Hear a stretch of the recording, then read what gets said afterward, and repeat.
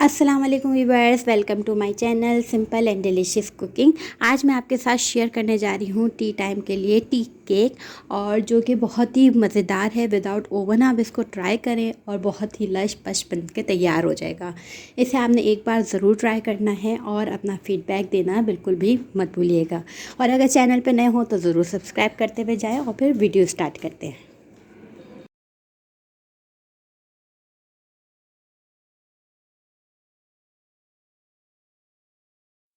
यहाँ पे सबसे पहले हमने जो चीज़ें लेनी है वो देख लेते हैं। यहाँ पे 4 अंडे लिए हैं, रूम टेम्परेचर पे होने चाहिए। आइसिंग शुगर मैंने इस्तेमाल करी है 1 कप, आप कैस्टर शुगर भी यूज़ कर सकते हैं। ऑयल यहाँ पे लिया है 3/4 कप, मैदा हमने लिया है 2 कप। यहाँ पे मैं 1 कप आपको शो कर रही हूँ, बाद में मैं दोबारा ले लूँगी।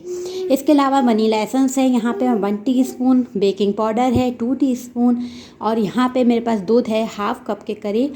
और यहाँ पे नट्स वगैरह ले लिया, बादाम, पिस्ते, काजू या किशमिश। हर चीज़ जो है वो रूम टेम्परेचर पे होनी चाहिए, कोई भी चीज़ ठंडी नहीं होनी चाहिए जिससे आपका स्पंज ख़राब हो सकता है।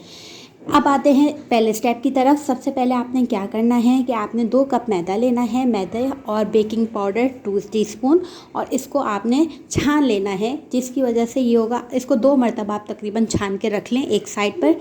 इससे ये होगा कि आपका जो स्पंज बैठ जाता है, ये सब चीज़ें जो प्रॉब्लम होती है वो नहीं होंगी। इसको यहाँ पे मैं छान के रख लेती हूँ एक साइड पर।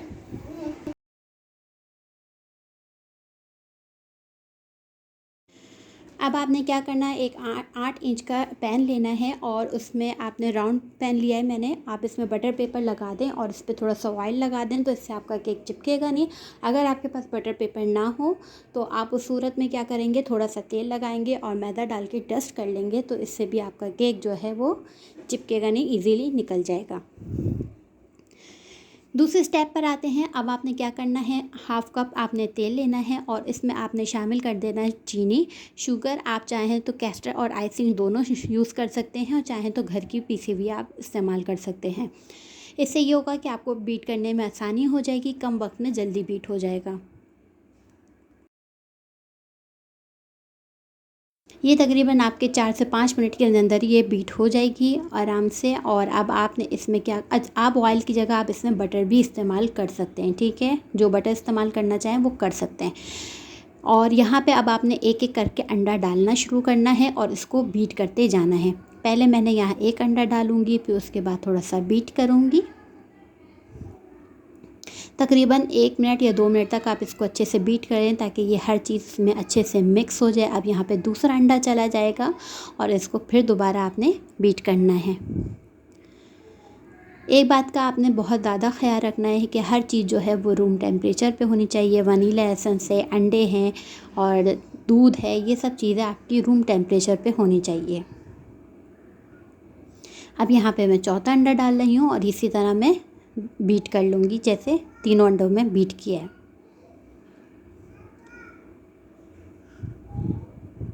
अब आपने इसमें क्या करना है, इसमें शामिल करना है वनीला एसेंस। आप इसमें वनीला एसेंस शामिल करेंगे, थोड़ा सा मिक्स करेंगे, बस थोड़ा सा, कि हर चीज़ जो है वो अच्छे से मिक्स हो जाए। और इसके बाद जो हमने मैदा और उसका हमने बेकिंग पाउडर डाल के जो मिक्स किया था, वो छान के रखा था, वो हम इसमें हाफ़ शामिल करेंगे और हाथ की मदद से इसको मिक्स करना शुरू करेंगे।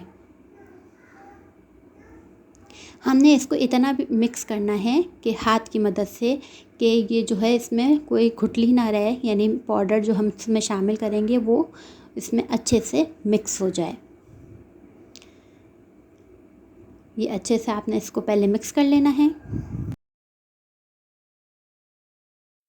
अब आपने इसमें क्या करना है, इसमें मिल्क शामिल करना है और मिल्क शामिल करने के बाद इसको दोबारा थोड़ा थोड़ा करके मिक्स करना शुरू करें।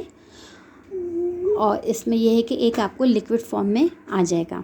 इसके बाद जो आपका आधा मिक्सचर बचा हुआ होगा मैदे का, आपने इसको दोबारा इसमें शामिल कर देना है।